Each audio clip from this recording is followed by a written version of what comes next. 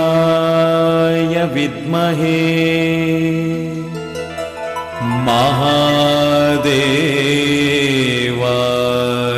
धीमहि तन्नो रुद्रः प्रचोदयात् तन्नो रुद्रः प्रचोदयात्।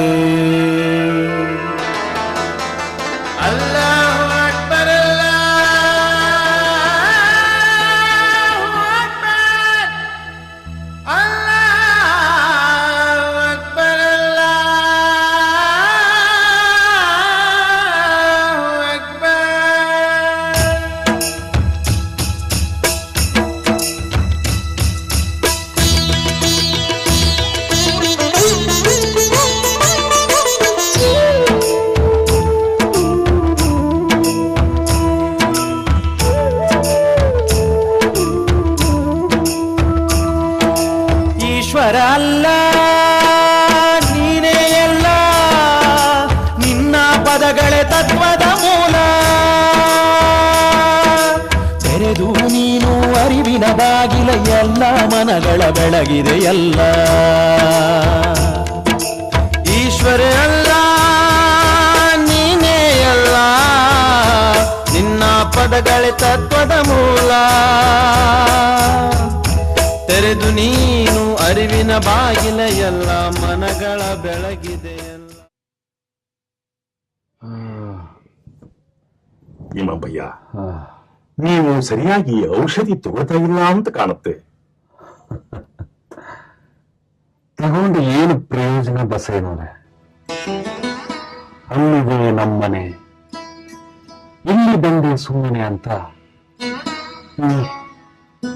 ಈ ಮನೆನ ಖಾಲಿ ಮಾಡಿ ಆ ಮನೆ ಹೋಗ್ಲೇಬೇಕಲ್ಲ.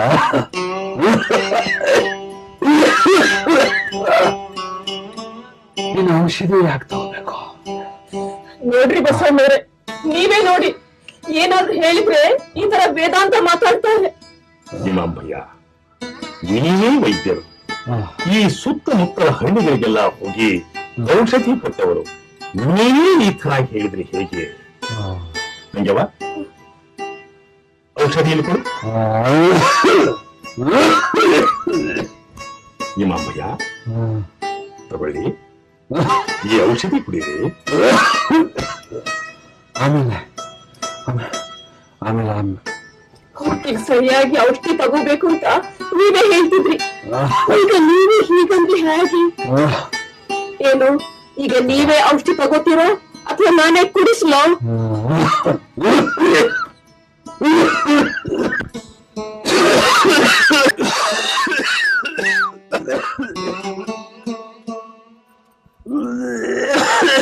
ಅಬ್ಬಾಜಾನ್,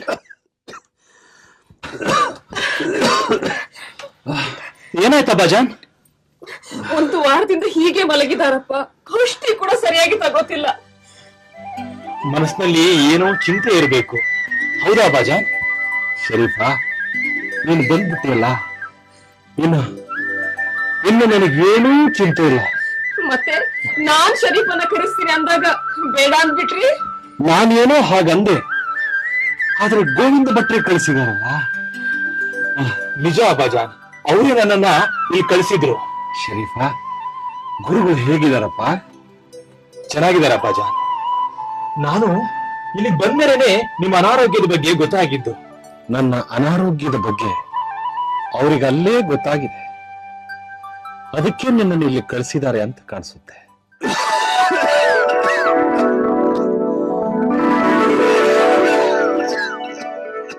ನಿಮ್ಮ ತಂದೆ ಸರಿಯಾಗಿ ಔಷಧಿನೇ ತಗೊಳ್ತಾ ಇಲ್ಲ, ನೀನಾದ್ರೂ ಸ್ವಲ್ಪ ಹೇಳು ಶರೀಫಾ.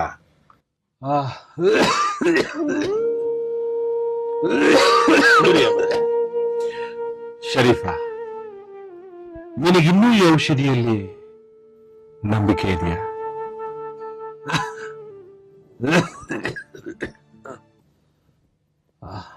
ಅಬ್ಬಾಜಾನ್, ನಿಮ್ಮ ಮಾತಿನ ಅಂತರಾರ್ಥ ನನಗರ್ಥವಾಯಿತು. ಆದ್ರೂ ನಮ್ಮ ಪ್ರಯತ್ನ ನಾವು ಮಾಡ್ಬೇಕಲ್ವೇ?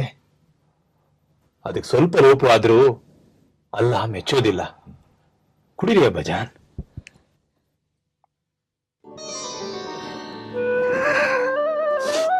ಯಾ ಅಲ್ಲಾ,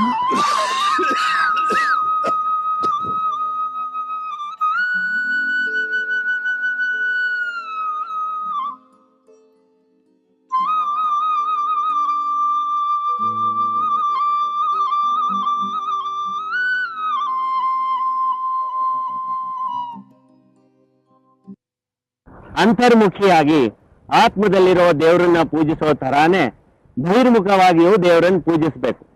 ಅಂತರಂಗ ಪೂಜೆ ನಮ್ಮ ಹಿತಕ್ಕಾಗಿ, ಬಹಿರಂಗ ಪೂಜೆ ಪರರ ಹಿತಕ್ಕಾಗಿ.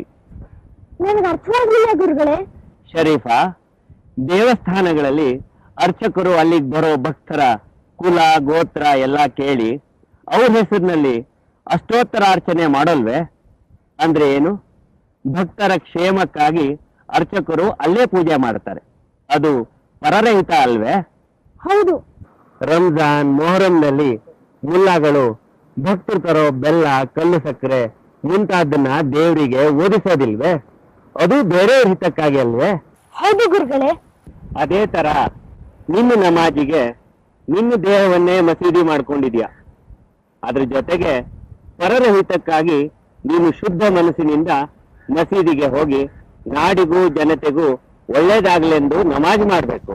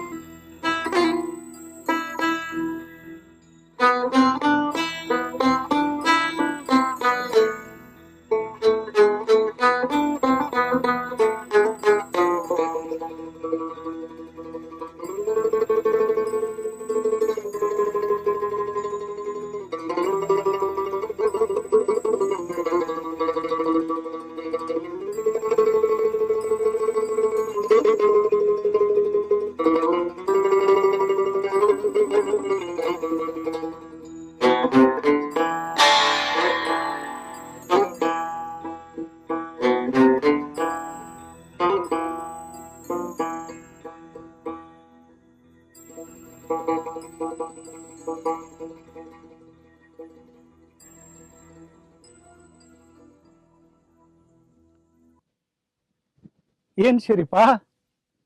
ಓ ಗೌಡ್ರೆ, ನಮಸ್ಕಾರ. ಗೋವಿಂದ ಭಟ್ಟ ಶಿಷ್ಯನಾಗಿ ನೀವಿನ್ನೂ ನಮಾಜ್ ಮಾಡೋದು ಬಿಡ್ಲಿಲ್ಲ. ಗೌಡ್ರೆ, ನಮಸ್ಸು ನಮಾಜು ಎರಡೂ ಒಂದೇ. ಯಾವ್ದು ಮಾಡಿದ್ರು ದೇವ್ರು ಮೆಚ್ತಾನೆ. ಗುರು ಗೋವಿಂದ ಭಟ್ರಲ್ಲಿ ಎರಡು ಮತಗಳು ಒಂದೇ. ಅವರ ಶಿಷ್ಯನಾದ ನಾನು ಗುರುಗಳು ತೋರಿದ ದಾರಿ ನಡಿಬೇಕಲ್ವೇ? ನಿಮ್ಮ ತಂದೆ ಆರೋಗ್ಯ ಚೆನ್ನಾಗಿಲ್ಲ ಅಂತ ಗೊತ್ತಾಯ್ತು. ನಾನು ಬಂದು ನೋಡ್ಕೊಂಡು ಹೋಗ್ಬೇಕು ಅಂತ ಅಂತೀನಿ. ಆದ್ರೆ ಎಲ್ಲಿ ಎಲ್ಲಾರಿಗೂ ಸಾಲ ಕೊಟ್ಟು ಕೊಟ್ಟು ಅವರಿವರು ಮನೆಗೆ ಸಾಲದ ವಸೂಲಿಗಾಗಿ ಸುತ್ತಾಡ್ತಾ ಇದ್ದೇನೆ. ಗೌಡ್ರೆ, ನೀವು ಸಾಲ ಕೊಡೋದೇ ಬಡವರಿಗೆ. ಅವ್ರ ಹತ್ರ ನಿಮ್ ಸಾಲ ತೀರ್ಸೋಷ್ಟು ಹಣ ಸಿಗ್ಬೇಕಾದ್ರೆ ಅಷ್ಟು ಸುಲಭನಾ? ನೀವೇ ಹೇಳಿ. ಅಯ್ಯೋ ಶಿವನೇ, ನಾನು ನನ್ನ ಸಾಲ ತೀರಿಸ್ರಿ ಅಂತ ಎಲ್ಲಿ ಕೇಳಿದೆ? ಅಸಲು ಬೇಕಾದ್ರೆ ಅವ್ರು 20 ವರ್ಷಕ್ಕೆ ತೀರಿಸ್ಲಿ. ನಾನ್ ಕೇಳಿದು ಬಡ್ಡಿ ಮಾತ್ರ. ಅದು ಕೊಡಕ್ಕಾಗದಲ್ಲ ಅಂದ್ರೆ ಹೇಗೆ? ನಿಜಾನೇ ಅನ್ನಿ. ನಿಮ್ಮ ತಂದೆ ಸಾಲ ತೆಗೆದುಕೊಂಡು 2 ವರ್ಷ ಆದ್ರೂ ಇನ್ನು ಬಡ್ಡಿ ಕಟ್ಟಿಲ್ಲ ಅಂತ ನಾನು ನಿಮಗೆ ಹೇಳ್ತಾ ಇಲ್ಲ. ಯಾಕಂದ್ರೆ ನಿಮ್ಮ ತಂದೆಯವರ ವಿಷಯ ನನಗೆ ಚೆನ್ನಾಗಿ ಗೊತ್ತು.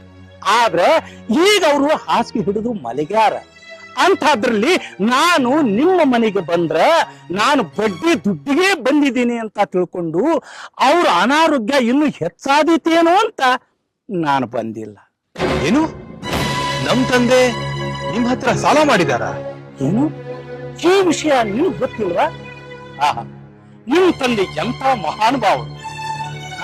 ಮಗನಿಗೆ ಈ ವಿಷಯ ಗೊತ್ತಾದ್ರೆ ಎಲ್ಲಿ ನೊಂದ್ಕೊಳ್ತಾನೋ ಅಂತ ನಿನಗೂ ತಿಳಿಸ್ತೆ, ನಿಮ್ಮ ತಾಯಿಗೂ ತಿಳಿಸಿಲ್ಲ ಅಂತ ಕಾಣುತ್ತೆ. ಆಗ್ಲಿ ಗೌಡ್ರೆ, ತಾವು ಹಣದ ಬಗ್ಗೆ ಏನು ಯೋಚನೆ ಮಾಡಬೇಡಿ. ನಿಮ್ ಸಾಲನ ನಾನ್ ತೀರಿಸ್ತೀನಿ. ನನಗ್ ಗೊತ್ತು ನೀ ತೀರಿಸ್ತೀಯ ಅಂತ ನನಗ್ ಗೊತ್ತು. ಆದ್ರೂ ಈ ವಿಷಯನ ನಾನ್ ನಿನಗೆ ಹೇಳಬಾರ್ದಾಗಿತ್ತು. ಏನೋ ಮಾತಿನ ನಡುವೆ ಗೊತ್ತಿಲ್ಲದೆ ಹೇಳಿದೆ. ನೀನೇನು ತಪ್ಪು ತಿಳ್ಕೋಬಾರಪ್ಪ. ಛೇ, ಅದರಲ್ಲೇನಿದೆ, ಯಾವತ್ತಿಗಾದ್ರೂ ಈ ವಿಷಯ ಗೊತ್ತಾಗ್ಲೇಬೇಕಲ್ಲ. ಆದ್ರೆ ಈ ವಿಷಯ ನನಗ್ ಹೇಳಿದೀರಾ ಅಂತ ನೀವು ನಮ್ ತಂದೆಗೆ ಹೇಳ್ಬೇಡಿ. ಎಲ್ಲಾದ್ರೂ ಉಂಟೆ, ನಾನು ಅಂಥವನಲ್ಲ. ಗುಟ್ಟನ್ನು ಗುಟ್ಟಾಗಿ ಇಡ್ತೇನೆ ಹೊರತು ನನ್ನ ಪ್ರಾಣ ಹೋದ್ರೂ ಗುಟ್ಟನ್ನು ಮಾತ್ರ ರಟ್ಟ ಮಾಡೋದಿಲ್ಲ. ನಿಮ್ ಗುಣ ಎಂಥದ್ದು ಅಂತ ನನಗೀಗ ಗೊತ್ತಾಯ್ತಲ್ಲ. ನಾನಿನ್ ಬರ್ತೀನಿ ಗೌಡ್ರೆ. ಒಳ್ಳೇದು. ಶರೀಫ, ಸಾಲದ ವಿಷಯ ಗಮನದಲ್ಲಿರ್ಲಿ. ಸರಿ ಗೌಡ್ರೆ, ನಾನಿನ್ ಬರ್ತೀನಿ. ಅಬ್ಬ, ಸಾಲದ ವಿಷಯ ಶರೀಫನ ಕಿವಿಗೆ ಹಾಕಿಬಿಟ್ಟೆ. ಇಲ್ಲ ಅಂದ್ರೆ ಇವನ ತಂದೆ ಜೊತೆಗೆ ನನ್ನ ಸಾಲನು ಸಮಾಧಿಯಾಗಿ ಹೋಗ್ತಿತ್ತು.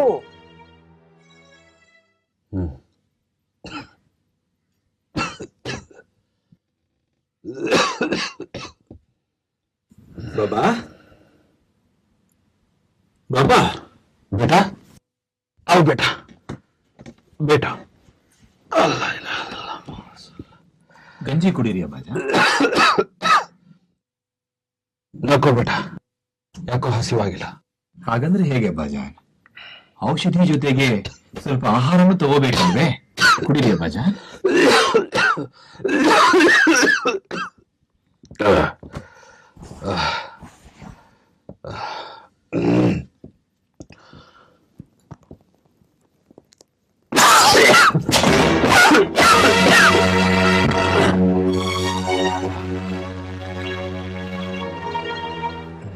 ಅಬ್ಬಾಜ, ಬೇರೆ ಗಂಜಿ ತರ್ತೀನಿ. ನಕೋ ಬೇಟ, ಈ ಹೊತ್ತಿನ ಋಣ ಇಷ್ಟೇ ಅಂತ ಕಾಣಿಸುತ್ತೆ. ಬಾಬಾ, ಹೌದು ಬೇಟ, ನಾವು ಸಾಲ ಮಾಡಿ ಆ ಸಾಲನ ಸ್ವಲ್ಪ ತೀರಿಸ್ತಾ ಹೋದ್ರೆ ಸಾಲದ ಮೊತ್ತ ಕಡಿಮೆ ಆಗ್ತಾ ಇರುತ್ತೆ. ಹಾಗೇನೆ ಇದು ಈ ದೇಹನ, ಈ ಪ್ರಾಣನ ನಾವು ಆ ಅಲ್ಲಾಹನ ಹತ್ರ ಸಾಲ ಪಡ್ಕೊಂಡು ಬಂದಿದ್ದೀವಿ. ಅದಕ್ಕೆ ನಾವು ಈ ಆಯುಷ್ಯ ಅನ್ನೋದನ್ನ ಅಲ್ಲಾಹನಿಗೆ ಒಪ್ಪಿಸ್ತಾ ಇದ್ದೀವಿ. ಅದೇ ತರ ಊಟದ್ರು ನಾನು ಇವತ್ತಿಗೆ ಇಷ್ಟ ಅಂತ ಕಾಣಿಸುತ್ತೆ.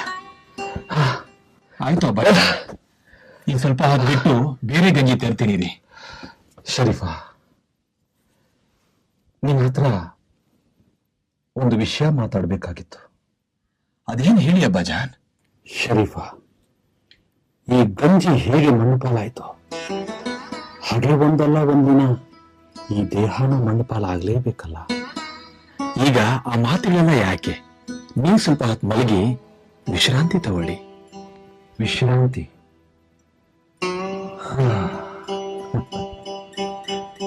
ವಿಶ್ರಾಂತಿ ತಗೊಳ್ಳೋದಕ್ಕಿಂತ ಮುಂಚೆ ವಿಷಯ ಏನು ಅಂತ ತಿಳಿಸ್ಬಿಡ್ಬೇಕಪ್ಪ. ಬಾಬಾ, ಅವೆಲ್ಲ ನಿಧಾನವಾಗಿ ಮಾತಾಡೋಣ. ತಾವು ಸ್ವಲ್ಪ ಹೊತ್ತು ಮಲ್ಕೊಳ್ಳಿ.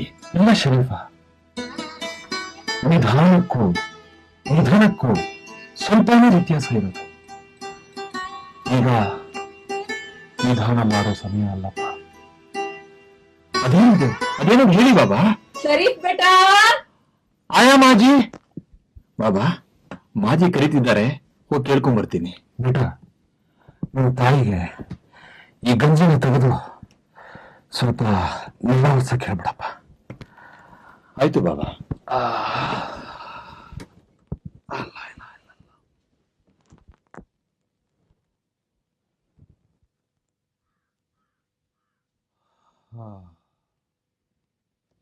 ನಾನು ಮಾಡಿರೋ ಸಾಲದ ವಿಷಯ ತಿಳಿಸ್ಬೇಕು ಅಂತ ಇದ್ದೆ.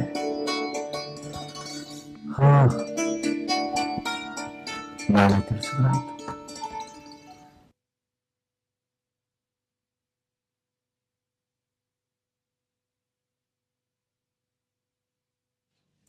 ಏನ್ ಮಾಜಿ? ಅವ್ ಬೇಟಾ, ನೋಡು ಬಿಸಿ ಬಿಸಿಯಾಗಿ ರೊಟ್ಟಿ ಮಾಡಿದ್ದೀನಿ, ಊಟ ಮಾಡ್ಬಾ. ಅಲ್ಲಿ ಗಂಜಿ ಚಲೋ ಆಗಿದೆ, ಒರ್ಸ್ ಬರ್ತೀನಿ. ಅಯ್ಯೋ, ನೀನ್ ಯಾಕಪ್ಪ ಆ ಕೆಲಸ ಮಾಡ್ತೀಯಾ? ನಾನೇ ಹೋಗ್ತೀನಿ. ಪರವಾಗಿಲ್ಲಮ್ಮ, ನಾನು ಒರ್ಸ್ ಬರ್ತೀನಿ. ನೋಡು, ನೀನೀಗ ಊಟ ಮಾಡು, ನಾನ್ ಹೋಗ್ಬಿಟ್ಟು ವಾಸು ಬರ್ತೀನಿ. ಸರಿ ಮಾಜಿ, ನೀನ್ ಬಂದಿರೋ ಒಟ್ಟಿಗೆ ಊಟ ಮಾಡೋಣ. ಅದುವರೆಗೆ ನಾನು ರೊಟ್ಟಿ ಸುಡ್ತಾ ಇರ್ತೀನಿ. ಆಗ್ಲಪ್ಪ, ಹಾಗೆ ಮಾಡಿ.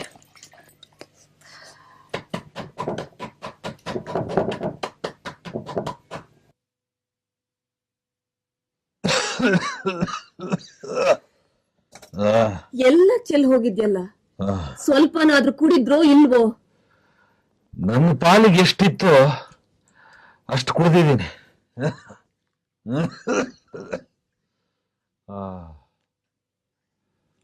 ಅಜ್ಜಮ್ಮ, ಒಂದು ವಿಷಯ.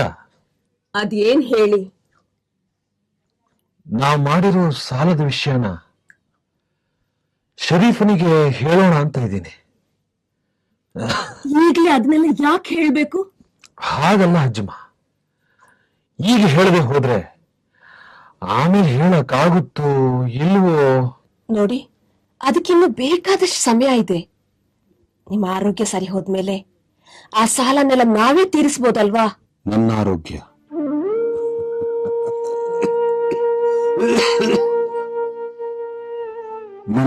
ಸರಿ ಹೋಗುತ್ತೆ ಅನ್ನೋ ನಂಬಿಕೆ ನನಗಿಲ್ಲ ಅಜ್ಜಮ್ಮ. ನನಗ್ ನಂಬಿಕೆ ಇದೆ.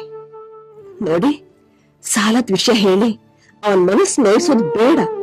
ಹಾಗಲ್ಲ ಅಜ್ಜು. ನೋಡಿ, ನೀವ್ ಈ ತರ ಯೋಚನೆ ಮಾಡಿ ಮಾಡಿ ನಿಮ್ಮ ಆರೋಗ್ಯನ ಇನ್ನಷ್ಟು ಕೆಡ್ಸ್ಕೋಬೇಡಿ. ನಿಶ್ಚಿಂತೆಯಿಂದ ಮಲ್ಕೊಳ್ಳಿ. ನಾನು ಅವನಿಗೆ ಊಟ ಬಡಿಸಿ ಬರ್ತೀನಿ.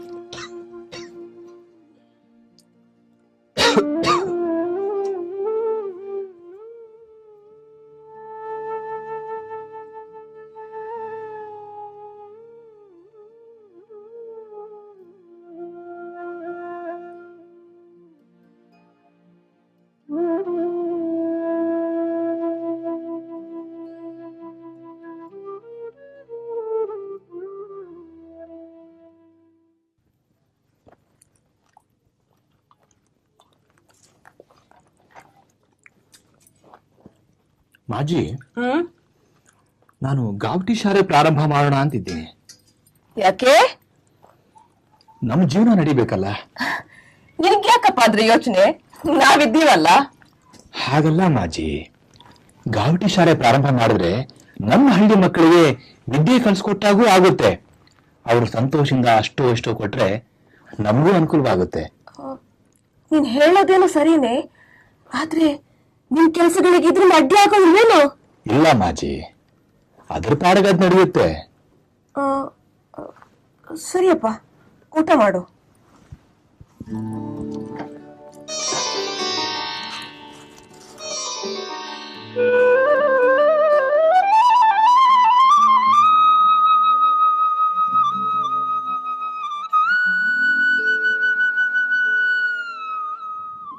ನಮಸ್ಕಾರ ಗುರುಗಳೇ. ಇಷ್ಟಾರ್ಥ ಸಿದ್ಧಿರಸ್ತು. ಶರೀಫಾ, ನಿಮ್ಮ ತಂದೆ ಆರೋಗ್ಯ ಹೇಗಿದೆ? ಸ್ವಲ್ಪ ಪರವಾಗಿಲ್ಲ. ಅವ್ರಿಗೂ ವಯಸ್ಸಾಯ್ತಲ್ಲ, ಯಾವ ಔಷಧಿ ಕೊಟ್ರು ಮೈಗೆ ಹಿಡಿಸ್ತಾ ಇಲ್ಲ. ನಿಜ ಕಣಪ್ಪ, ವಯಸ್ಸಾದ ಮೇಲೆ ಕಾಯಿಲೆ ಬಂದ್ರೆ ಅದು ವಾಸಿ ಆಗೋದು ಸ್ವಲ್ಪ ಕಷ್ಟನೇ. ನೀನ್ ಹೇಗಿದ್ದೀಯಾ ಶರೀಫಾ? ಗುರು ಗೋವಿಂದ ಭಟ್ರು ಹೇಗಿದ್ದಾರೆ? ನಿಮ್ಮೆಲ್ಲರ ಆಶೀರ್ವಾದದಿಂದ ನಾನು ಚೆನ್ನಾಗಿದ್ದೀನಿ. ಗುರು ಗೋವಿಂದ ಭಟ್ರು ಚೆನ್ನಾಗಿದ್ದಾರೆ. ಈಗ ನಿಮ್ ಹತ್ರ ಒಂದು ವಿಷಯ ಮಾತಾಡ್ಬೇಕು ಅಂತ ಬಂದೆ. ಅದೇನು ಹೇಳು ಮಗು. ನಾನು ಒಂದು ಗಾವಟಿ ಶಾಲೆ ಪ್ರಾರಂಭ ಮಾಡಬೇಕು ಅಂತಿದ್ದೀನಿ. ಬಹಳ ಒಳ್ಳೇದು ಮಗು. ನಮಗೂ ವಯಸ್ಸಾಯ್ತು. ಶಾಲೆ ನಡೆಸೋದು ಹೇಗೆ? ಶಾಲೆ ನಡೆಸದೇ ಇದ್ರೆ ಈ ಊರಿನ ಮಕ್ಕಳು ವಿದ್ಯೆ ಕಲಿಯೋದು ಹೇಗೆ ಅಂತ ನಾವು ಅದ್ರ ಬಗ್ಗೆ ಯೋಚನೆ ಮಾಡ್ತಾ ಕೂತಿದ್ವಿ. ನೀನು ಅದ್ರ ಬಗ್ಗೆ ಮಾತಾಡೋದಕ್ಕೆ ಬಂದೆ. ಶರೀಫಾ, ನಿಮ್ಮ ಉದ್ದೇಶ ಒಳ್ಳೆಯದೇ. ನಮ್ಮಿಂದ ಪಾಠ ಕಲಿತ ನೀನು ನಮ್ಮೆದುರೇ ಮಕ್ಕಳಿಗೆ ಪಾಠ ಹೇಳಿಕೊಳ್ಳೋದನ್ನ ನೋಡಿ ನಾವು ಸಂತೋಷ ಪಡ್ತೇವೆ.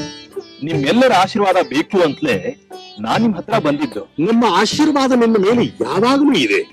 ಆದ್ರೆ ನನ್ನದೊಂದು ಸಲಹೆ. ಹೇಳಿ ಗುರುಗಳೇ.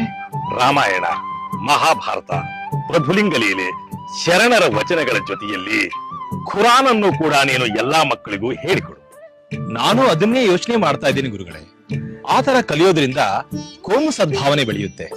ಪ್ರತಿಯೊಬ್ಬರಿಗೂ ಎರಡೂ ಧರ್ಮಗಳ ಪರಿಚಯ ಆಗುತ್ತೆ ಅಂತ ನನ್ನ ಭಾವನೆ. ಒಳ್ಳೆಯದು, ನೀನು ಪ್ರಾರಂಭ ಮಾಡು.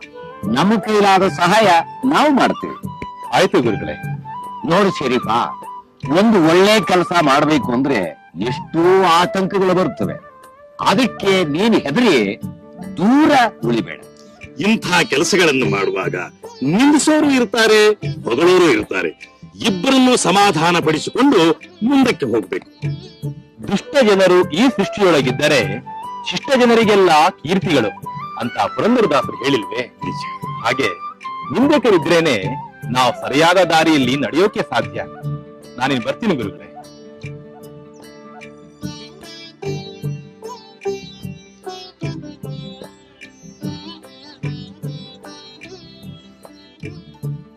ನಮ್ಮ ಈ ಶರೀಫ ಪ್ರಪಂಚದ ಚರಿತ್ರೆಯಲ್ಲಿ ಒಂದು ಹೊಸ ಅಧ್ಯಾಯವನ್ನೇ ಸೃಷ್ಟಿ ಮಾಡ್ತಾನೆ. ಸತ್ಯವಾದ ಮಾತು ಹೇಳಿದ್ರಿ. ನೀನೇ ಎಲ್ಲ, ನಿನ್ನ ಪದಗಳೇ ತತ್ವದ ಮೂಲ. ತೆರೆದು ನೀನು ಅರಿವಿನ ಬಾಗಿಲ, ಎಲ್ಲ ಮನಗಳ ಬೆಳಗಿದೆ ಎಲ್ಲ. ಈಶ್ವರ ಅಲ್ಲ, ನೀನೇ ಎಲ್ಲ, ನಿನ್ನ ಪದಗಳೇ ತತ್ವದ ಮೂಲ. ತೆರೆದು ನೀನು ಅರಿವಿನ ಬಾಗಿಲ, ಎಲ್ಲ ಮನಗಳ ಬೆಳಗಿದೆ ಎಲ್ಲ. ಓಂ ನಮಃ ಶಿವಾಯ ಅಲ್ಲಾಹು ಅಕ್ಬರ್. ಓಂ ನಮಃ ಶಿವಾಯ ಅಲ್ಲಾಹು ಅಕ್ಬರ್. ಓಂ ನಮಃ ಶಿವಾಯ ಅಲ್ಲಾಹು ಅಕ್ಬರ್. ಓಂ ನಮಃ ಶಿವಾಯ ಅಲ್ಲಾಹು ಅಕ್ಬರ್.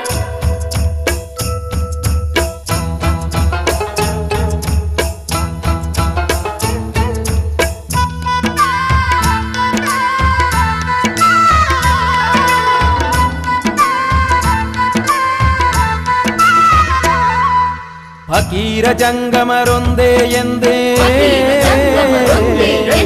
ಕುರಾನು ಪುರಾಣ ಒಂದೇ ಎಂದೇ. ಫಕೀರ ಜಂಗಮರೊಂದೇ ಎಂದೇ, ಕುರಾನು ಪುರಾಣ ಒಂದೇ ಎಂದೇ. ನಮಾಜು ನಮನಗಳೊಂದು ಮಾಡಿದೆ, ಮಸೀದು ಮಂದಿರ ಬೆರೆಸಿ ತೋರಿದೆ. ಮಸೀದು ಮಂದಿರ ಬೆರೆಸಿ ತೋರಿದೆ. ಓಂ ನಮಃ ಶಿವಾಯ ಅಲ್ಲಾಹು ಅಕ್ಬರ್. ಓಂ ನಮಃ ಶಿವಾಯ ಅಲ್ಲಾಹು ಅಕ್ಬರ್. ಓಂ ನಮಃ ಶಿವಾಯ ಅಲ್ಲಾಹು ಅಕ್ಬರ್. ಓಂ ನಮಃ ಶಿವಾಯ ಅಲ್ಲಾಹು ಅಕ್ಬರ್.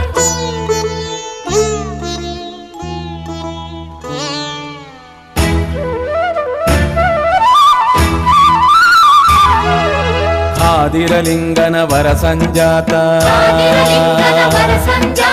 ಗುರು ಗೋವಿಂದರ ಕರ ಸಂಜಾತ.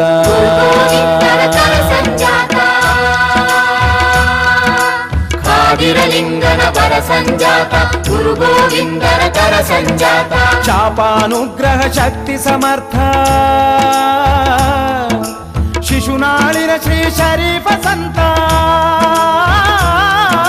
ಶಿಶುನಾಳಿನ ಶ್ರೀ ಶರೀಫ ಸಂತ.